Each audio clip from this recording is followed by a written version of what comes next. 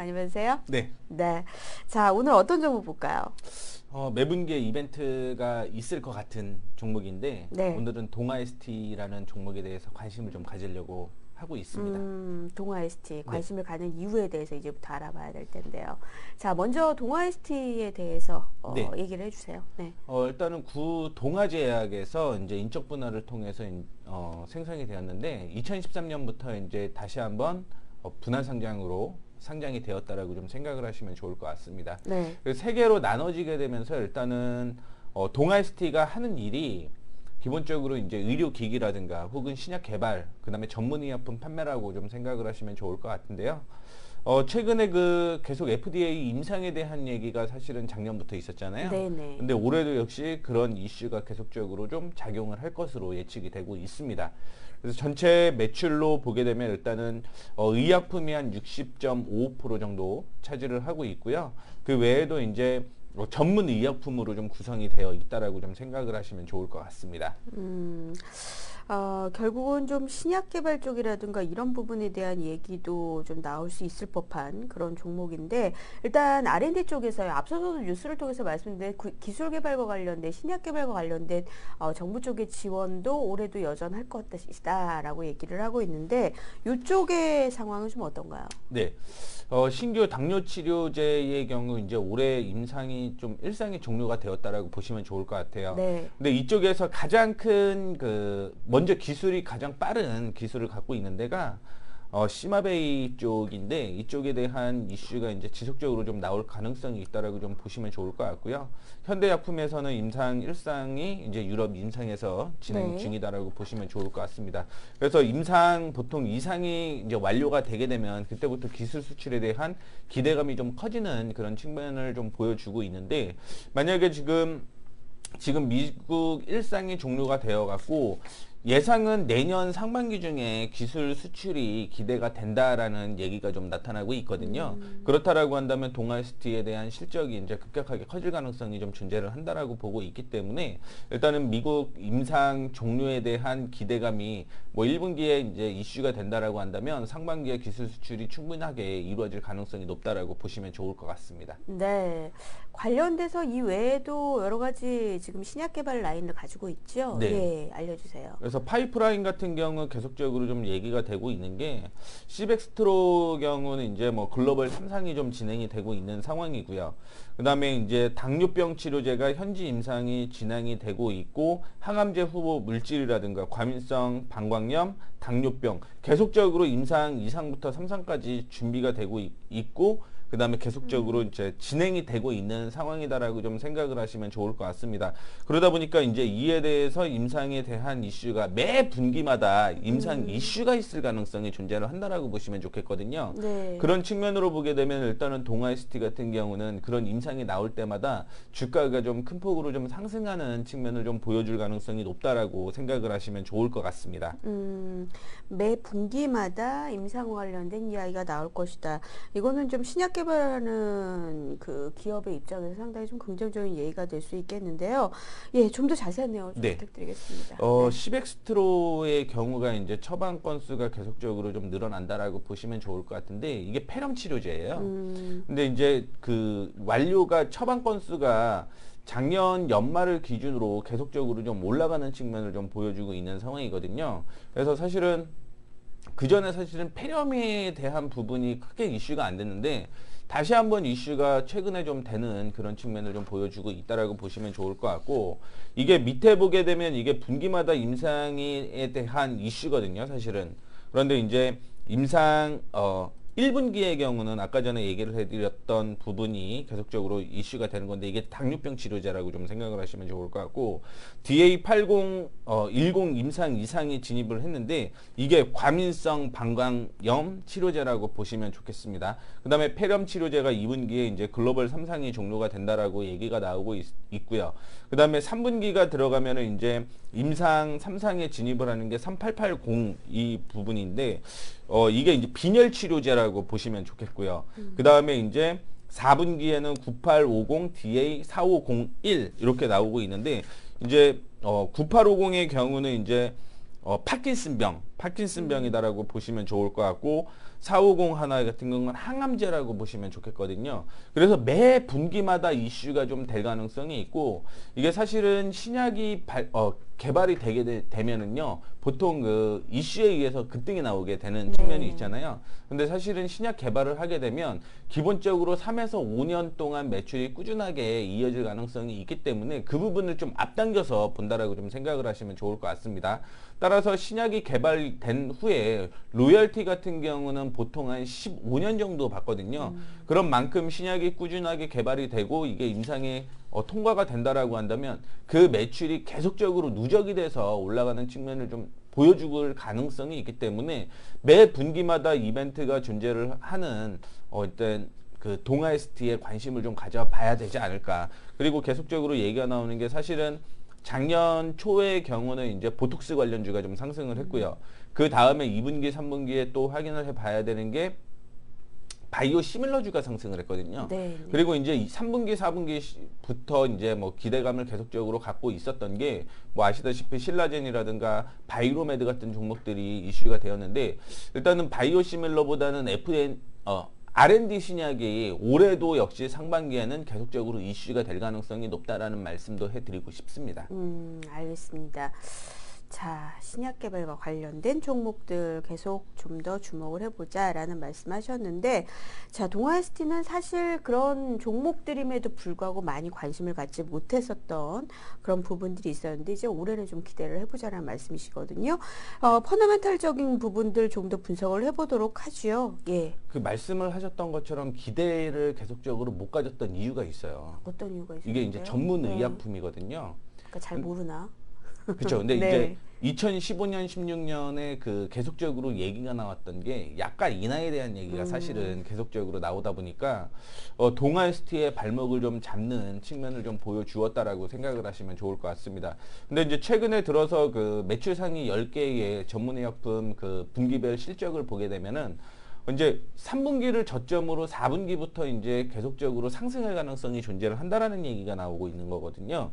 그러다 보니까 이제 자체 개발 천연 의약품 스티렌 같은 경우는 연 매출이 한 900억 정도 매출 효자로서의 역할을 좀 하고 있고요. 3분기를 마지막으로 4분기부터 이제 대표 품목의 매출 하락이 어느 정도는 다 반영이 되었기 때문에 이 부분이 이슈가 될 가능성이 있다라고 생각을 하시면 좋을 것 같고요. 그렇기 때문에 4분기 같은 경우는 이제 3분기 대비해서 실적이 좀 좋아지는 측면을 좀 보여준다라고 생각을 하시면 좋을 것 같습니다. 그리고 이제 R&D 신약 같은 경우도 역시 국산이 한 29개 정도의 신약이 있어요.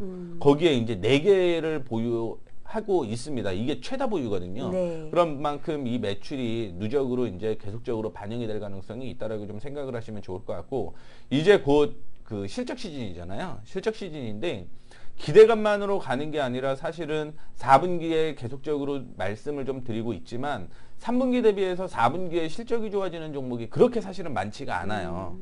그런데 이제 실적 시즌이 되기 때문에 4분기 매출이 3분기보다 잘 나온다라고 얘기를 가정을 하게 된다라고 한다면 4분기에 이제 실적이 나오는 시점이 어떤 모멘텀이 될 수 있을 가능성이 존재를 한다라고 좀 생각을 하시면 좋을 것 같습니다. 특히 내년 같은 경우는 이제 동아ST 실적이 더 긍정적인 흐름이 연출이 될 가능성이 있다라고 보고 있는데 2017년과 18년 보게 되면은 2017년의 경우는 이제 EPS는 좀 낮아지는 그런 측면을 보여주고 있습니다. 그러다 보니까 이제 주가 같은 경우 작년보다는 올해가 좀 안 좋은 그런 측면을 좀 보여주고 있는데 내년 같은 경우는 이제 2023년 이후에 사상 최대의 실적이 예상이 되고 있거든요. 네. 근데 2023년의 경우는 BPS가 한 57,000원 정도인데 2018년에는 71,000원 정도. 그 다음에 EPS 같은 경우는 이제 뭐 2015년이 6,187원이었는데 이거는 2,814원으로 떨어졌거든요. 근데 이걸 확인을 해 봐야 되는 게 뭐냐면 사실은 2013년에 영업이익보다 벌금을 더 많이 맞았습니다. 그 벌금이라고 얘기를 하는 게 왜 그러냐면 2013년에 적자가 날 수밖에 없었던 이유가 뭐냐면 세무조사를 받았어요. 네, 세무조사를 받았는데 영업이익보다 더 큰 이제 뭐 세금 추징을 당했다라고 얘기를 해야겠죠. 그러다 보니까 이제 실질적으로는 돈을 벌었는데 EPS 같은 경우는 이제 법인세를 차감한 후에 가격이 적자가 나버리는 그런 상황이 좀 존재를 했기 때문에 2013년에 실적이 좀 안 좋았다라고 좀 생각을 하시면 좋을 것 같고, 그 다음에 사실은 R&D 신약의 경우는 계속적으로 투자가 좀 이루어지다 보니까 이런 부분이 계속적으로 주가에 좀 반영이 되었는데, 이제 좀 어느 정도 결실을 갖출 시기가 되었다라고 좀 생각을 하시면 좋을 것 같습니다. 그래서 이제 2017년을 저점으로 해서 2018년에는 좀 반등이 나올 만한 충분한 요건을 좀 갖추고 있다라고 좀 생각을 하시면 좋을 것 같고요.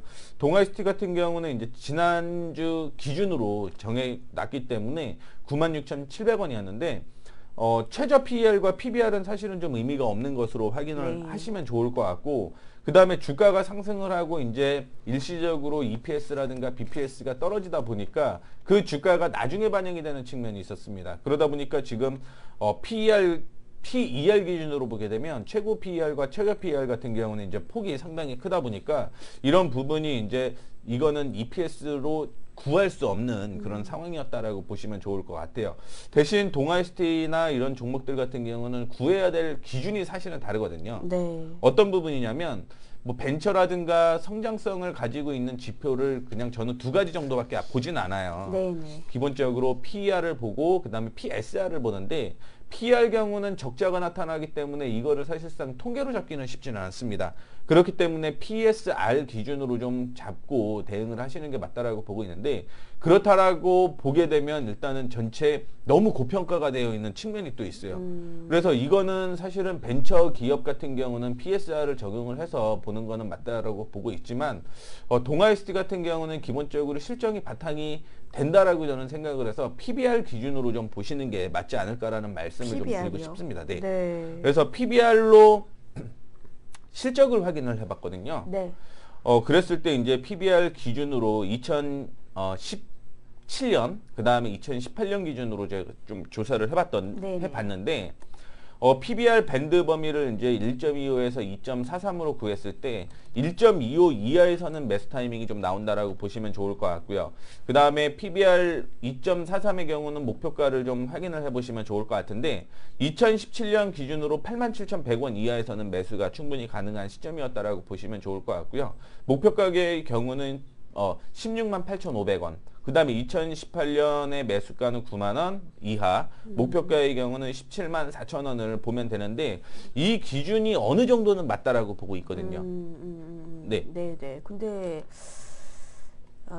PBR 기준으로 보는 게 지금 현재 가장 적절하고, 여기에 대한 가격대는 168,500원, 17만 원 정도로 보고 계시는데, 네. 예, 현재 동아이스트의 주가는 10만 원권이에요. 맞아요. 예, 그러니까 충분히 상승 여력을 보고 계시는 거잖아요. 충분히 있다라고 보고 있는데, 네. PBR로 구한 이유가 있어요. 그러니까 지금 R&D 기업이 네, 그쵸. PBR로 보는 게 조금 좀 이상하다라고 하실 수도 있을 것 같아요. 이상할 가능성이 있죠. 원래는 네. PSR로 봐야 되는데 그렇게 되면 너무 고평가가 나타나게 되는데, 제가 PBR로 구한 이유를 지금부터 좀 얘기를 해드리도록 하겠습니다. 네.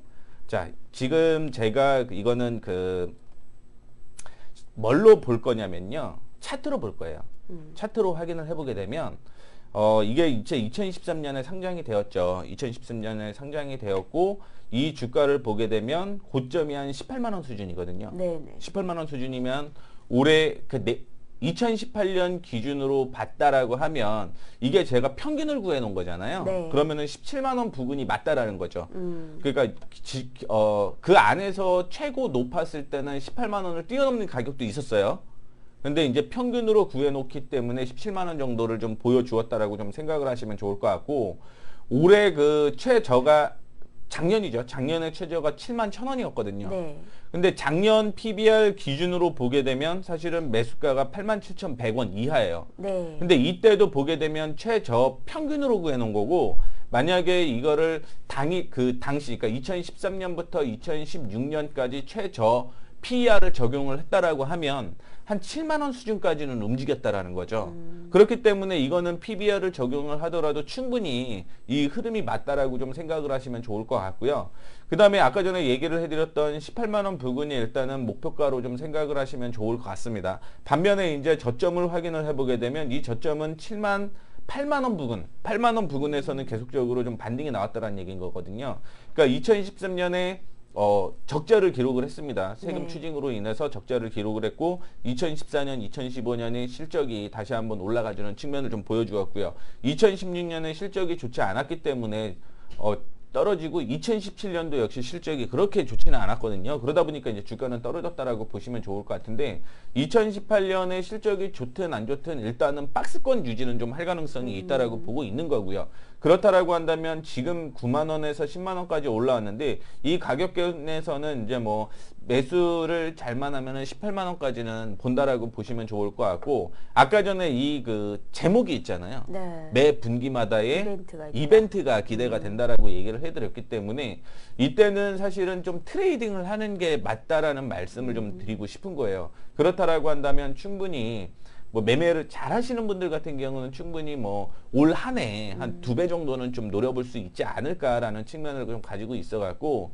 차트와 실적을 적용을 해봤을 때 가장 이상적인 게 PBR이었기 때문에 네. PBR을 제가 적용을 했다라고 생각을 하시면 될 것 같아요. 네, 알겠습니다. 일단 지금 주가 안에서는 세금 추징과 실적이 안 좋았을 때도 모두 다 지금 소화를 한 그쵸. 그런 박스권의 움직임을 보여줬기 때문에 그쵸. 여기에 적용을 한다면 PBR로 보는 그런 기준이 가장 적절하고 지금 현재 상태에서는 저평가 영역이다. 네. 그렇죠. 이제 뭐 말씀을 해드렸던 대로 9만 원 이하가 상당히 좋은 가격이긴 하겠지만 어차피 그 실적적인 접근을 하는 분들, 그러니까 가치 투자를 하시는 분들 같은 경우는 사실은 이거를 뭐 1억이면 1억 한 방에 사지는 않죠. 네. 그러니까 제가 예상을 하기로는 떨어질 때마다 충분히 물량을 좀 모아가는 전략으로 이루어진다라고 한다면 충분히 매수가, 그러니까 펀더멘탈 기준으로 구한 가격권 부근은 되지 않을까 이런 측면을 좀 얘기를 해드리고 싶습니다. 네. 그러니까 꾸준하게 보시면서 매매도 함께 병행을 하시라는 말씀도 있지 않으셨어요? 네, 매 그렇게 분기마다 된다면, 이슈가 예. 있으니까요. 그런 수익률적인 측면에서도 그럼 보다 좋은 결과를 얻으실 수 있을 것이다 라는 점에서 말씀을 해주셨습니다. 자, 오늘은 동아 ST에 대해서 살펴봤고요. 오늘 가장 큰 주제는 매 분기마다 이벤트가 있다라는 점에서의 투자 관점으로도 얘기를 나눠봤습니다. 자, 오늘 류호선 교수와 함께 나눠본 시간이었습니다. 말씀 잘 들었습니다. 네, 감사합니다. 고맙습니다. 자, 저평가주를 잡아라. 오늘은 동아 ST에 대해서 살펴봤습니다.